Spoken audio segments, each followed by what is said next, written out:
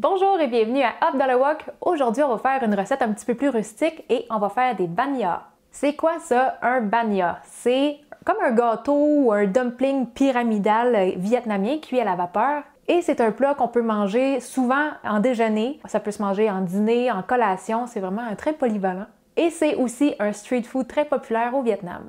Et vous allez voir que le petit goût de feuilles de bananier qui rentre dans la pâte, c'est vraiment super bon. C'est beaucoup plus facile à faire qu'on pense et j'ai vraiment hâte de vous montrer étape par étape comment le faire. Avant de commencer, j'aimerais remercier les supermarchés Kim Fat de nous avoir gracieusement offert les ingrédients pour faire la recette d'aujourd'hui. Et là, on va être prêt à commencer, mais juste avant, n'oubliez pas de vous abonner à notre chaîne.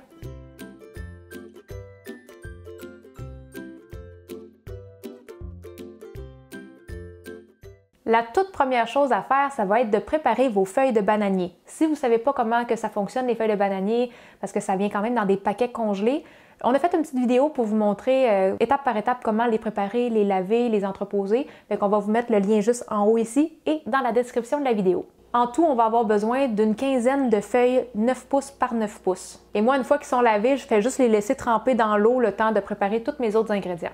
Pour la farce maintenant, on va avoir besoin de 300 g de porc haché mi-maigre. Et ce qui est le fun avec cette farce-là, c'est qu'on fait juste tout mettre les ingrédients ensemble, on mélange, puis après ça, on va cuire. Vous allez voir, c'est ultra facile.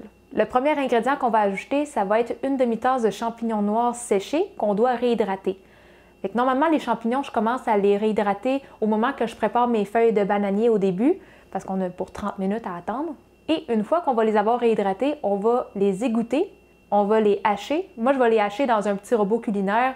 Et si vous faites ça, ça se peut que vous ayez besoin une fois de temps en temps de venir gratter les bordures juste pour bien remélanger les champignons. Et vous pouvez aussi les hacher à la grosseur des morceaux que vous voulez. Si vous aimez ça quand il y a des plus longues languettes, vous pouvez moins les hacher. Moi, j'aime ça quand c'est quand même assez bien haché. On peut maintenant ajouter 2 petites échalotes françaises hachées. Ça donne environ 30 g.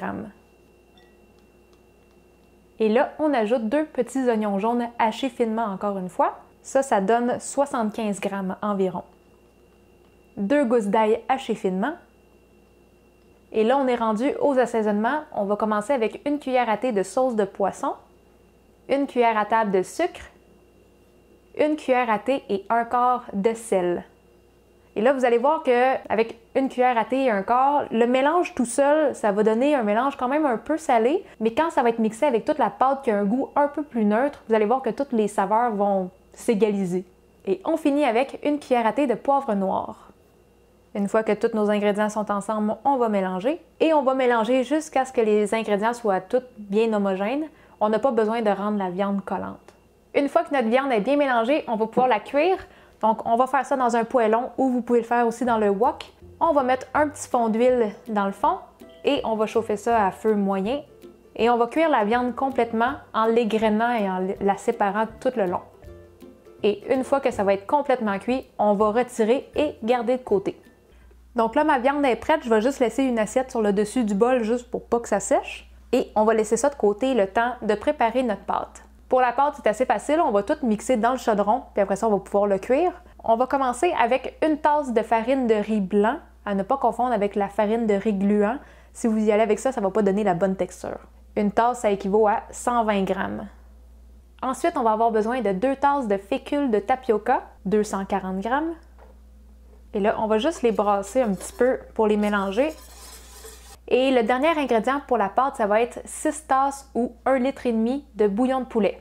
Moi, pour mon bouillon de poulet, je prends les petits cubes Knorr. Et quand on prend ça, c'est des petits cubes quand même qui ont un corps gras à l'intérieur. Fait qu'il faut prendre de l'eau chaude pour venir dissoudre tout le petit cube. Si vous faites ça, il faut préparer le bouillon un petit peu d'avance parce que le bouillon ne doit pas être trop chaud au moment de l'intégrer aux farines. Parce que votre fécule et la farine vont comme durcir trop vite au début. Fait que moi, ça fait déjà une trentaine de minutes que j'ai préparé mes bouillons de poulet. Si vous prenez d'autres types de bouillons de poulet, faites juste vous assurer que le liquide est tiède ou froid. Et je vais commencer par ajouter juste la moitié au début. Je vais venir mélanger avec la première moitié. Et quand on sent que c'est assez bien mélangé, on peut venir ajouter le reste de notre bouillon de poulet. Une fois que tout ça s'est mélangé, on va allumer le rond et je vais commencer avec une température moyenne, presque élevée. Sur mon four à induction, il y a 10 niveaux, je vais le mettre au niveau 6 ou 7. Je vais le mettre un petit peu plus élevé au début parce que c'est quand même une grande quantité de liquide et ça peut être un peu long à réchauffer, mais pendant que ça chauffe, je vais remuer tout le long. Dès qu'on sent que ça commence à s'épaissir un petit peu, on va réduire le feu. On va continuer ça à température basse jusqu'à temps que le mélange devienne crémeux. Il ne faut pas chauffer au point où le mélange devienne comme translucide. Ça voudrait dire que ça l'a trop cuit. Ça va devenir comme pâteux, mais trop épais. Une fois qu'on a atteint la texture qu'on voulait, fait qu'un beau crémeux, on va retirer et on va être prêt à assembler nos beignets. Fait que là, ma pâte est prête et si jamais vous avez trouvé que c'était comme trop intense, qu'il y avait beaucoup de brassage et que ça va être dur sur les bras, sachez que vous pouvez faire ça en 2 étapes. Comme par exemple, si vous êtes en train de mélanger puis que ça a commencé même à durcir un petit peu, vous pouvez arrêter le rond, mettre le chaudron sur une surface qui n'est pas chaude, juste comme le remuer quelques secondes pour pas que le fond soit trop chaud. Et vous pouvez prendre une pause de 5-10 minutes puis venir recommencer en brassant. Comme ça, au moins, ça ne sera pas trop dur sur les bras. Et une fois que tout ça est fait, on peut maintenant assembler nos beignets. Donc, j'ai ma pâte ici, j'ai ma viande qui va être prête à être mise au milieu. Je vais me garder une serviette parce que là, en ce moment, toutes mes feuilles de bananier sont en train de reposer dans l'eau, dans l'évier. Fait qu'on va venir les prendre une par une et les sécher. Et l'autre chose qu'on va avoir besoin, ça va être une pellicule de plastique. Fait que j'ai ma boîte pas loin. Ça se fait de le faire sans ça. Ça serait comme une manière plus naturelle. Si vous êtes vraiment écologique et que vous voulez pas prendre ça, c'est correct. C'est juste que c'est un travail beaucoup plus délicat et ça prend des feuilles de bananier qui n'ont aucune craque dedans. En utilisant la pellicule, ça va être juste plus facile parce que vous pouvez forcer un petit peu plus en mettant le mélange et ça ne fera pas craquer les feuilles. Fait que là, je vais venir me prendre un carré de pellicule de plastique. Le carré, idéalement, il faudrait qu'il soit un petit peu plus grand que notre feuille de bananier. Et là, on va prendre une feuille de bananier qu'on va venir éponger. Et là, je ne sais pas si vous allez être capable de voir, le côté qui a les rainures qui ressortent, on va le mettre contre la pellicule de plastique. Et comme ça, vers nous, on va avoir le beau côté lisse. Et le côté lisse, c'est lui qui va donner la saveur au plat. Donc, on va venir plier ça en triangle une fois. On va venir le replier une deuxième fois. Et là, c'est un petit peu dur avec la pellicule de plastique parce que c'est tout collé, mais on va venir séparer un des côtés, comme ça. Ça ne dérange pas si vous êtes de ce côté-là ou l'autre côté, mais dans le fond, il va y avoir une épaisseur de feuille ici, puis l'autre côté va avoir comme 3 épaisseurs, mais ce qu'on cherche à faire, c'est un cône. Dans le cône, on va venir mettre de la pâte, puis on va essayer de bien le remplir au fond. On va essayer de remplir le pointu. On peut même venir étaler la pâte un petit peu sur les côtés. Ensuite, on va mettre de la farce. Il n'y a pas de quantité précise là, pour la farce. Mettez-en, si vous aimez beaucoup la farce, vous pouvez en mettre un petit peu plus. Si vous aimez plus la pâte, mettez plus de pâte. Et quand on a mis notre farce, on va venir remplir ça de pâte. Vous allez voir que la pâte est plus facile à travailler au début quand elle est encore un petit peu chaude. Plus le temps avance, plus elle va se redurcir dans le chaudron. On va venir plier un coin en premier, comme ça. On va venir plier les 2 côtés, comme ça. Puis après ça, il reste un côté à plier.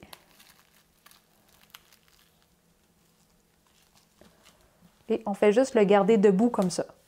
Et une fois que vous avez une première pyramide de faite comme ça, vous pouvez juste la laisser déposer comme ça sur les coins qu'on a rabattus. C'est sûr que c'est pas super hermétique, mais vu qu'il y a tout le poids de la pyramide, ça va pas s'ouvrir ou ça va pas couler.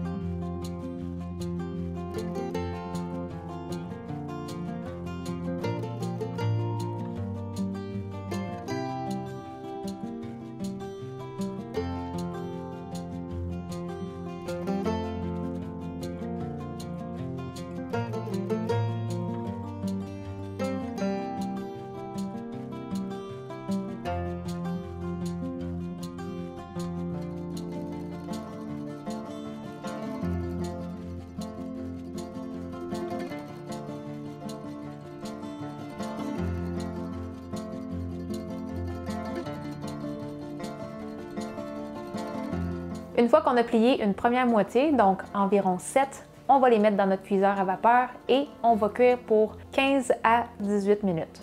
Et pendant que ça cuit, on va continuer de plier le reste. Une fois que ça a fini de cuire, on va retirer la première batch et on va la laisser reposer sur le four et on va mettre la deuxième pour encore le même temps. Le temps de cuisson va varier de 15 à 20 minutes. Ça va vraiment dépendre de la grosseur de vos beignets. Si vous en avez des tout petits qui pèsent dans les alentours de 135 grammes, ça devrait être une cuisson d'environ 15 minutes. Si vous en avez des plus gros qui tournent dans les alentours de 175 à 200 grammes, ça se peut que ça ait besoin d'un petit peu plus de temps de cuisson. Fait que juste pour être sûr, faites entre 17 et 20 minutes. Quand on cuit plus longtemps, vous allez remarquer que la pâte a ramolli beaucoup. Fait que des fois, les pyramides vont comme s'affaisser un petit peu. C'est normal. Mais on ne veut pas non plus dépasser le temps à 25-30 minutes parce que là, votre pâte, elle va vraiment être coulante. Mais à partir du moment qu'on le retire du feu et qu'on le laisse reposer à température ambiante, la pâte va tranquillement se raffermir. Et une fois que la cuisson est finie, on va juste les laisser reposer pour minimum 30 minutes, idéalement 1 heure. Pendant ce temps-là, la pâte va se raffermir et ça va juste être vraiment plus facile à déballer. Donc, paniquez pas si vous trouvez que vos pyramides sont super molles. C'est normal, laissez-les reposer. Et d'ailleurs, c'est ce qu'on va faire. Nous, on va vous revenir dans 1 heure. Et là, j'ai un exemple pourquoi c'est le fun d'avoir une pellicule de plastique. Des fois, quand ça cuit, ça gonfle un petit peu trop, puis ça met un peu de pression sur les rainures de la feuille, puis des fois, ça va fendre, comme c'est arrivé ici. Et dans ce temps-là, c'est très le fun d'avoir une pellicule de plastique parce que ça va garder notre mélange tout à l'intérieur. Et là, mes beignets ont refroidi assez et on va pouvoir les déballer.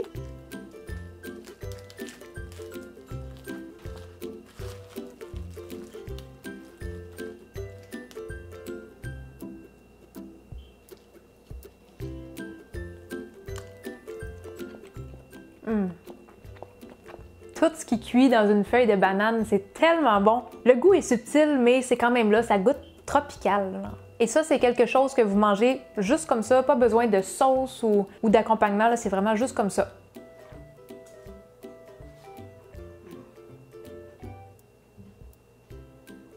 La particularité de ce gâteau-là, c'est la pâte, justement. Une fois en bouche, là, elle devient crémeuse, là, puis le goût est incroyable. Excellent. Et sachez que vous pouvez juste les entreposer au frigo, ça peut être bon 1 semaine au frigidaire. Quand on vient pour les manger, on a juste besoin de les déballer et les réchauffer au micro-ondes. Vous pouvez aussi les congeler et quand vous allez vouloir les manger, juste les laisser dégeler au frigo et après ça, vous allez les faire réchauffer au micro-ondes encore une fois. J'espère que vous avez aimé cette petite vidéo. Si vous avez besoin de la recette écrite, elle va être sur notre blog, on va mettre le lien juste en dessous de la vidéo. Et si vous voulez contribuer à la croissance de la chaîne, c'est possible en vous abonnant à notre page Patreon. En plus de nous aider, ça va vous donner droit à des petits bonus, comme par exemple de connaître les recettes qui vont sortir avant tout le monde. Et vous allez aussi avoir les listes d'ingrédients en avance, comme ça vous allez pouvoir vous préparer. N'oubliez pas de vous abonner à notre chaîne et sur ce, on se dit à la prochaine. Bye bye! Et là, mes petits beignets, ils ont... beignets. Et là, mes beignets ont bien refait. On dirait que c'est bizarre quand je le dis. Il est normalement. Beignets. Mais c'est comment quand on enchaîne? Et là, mes beignets. Dis-le dans une phrase. Et là, mes beignets. Et là, mes beignets ont refroidi. Ok, c'est ça, faut comme faire une pause. Hein? Ouais. Et là, mes beignets ont refroidi. Hey, ça fait trop bizarre. Dis-le, mec. Et là, mes petites pyramides ont refroidi. Beignets.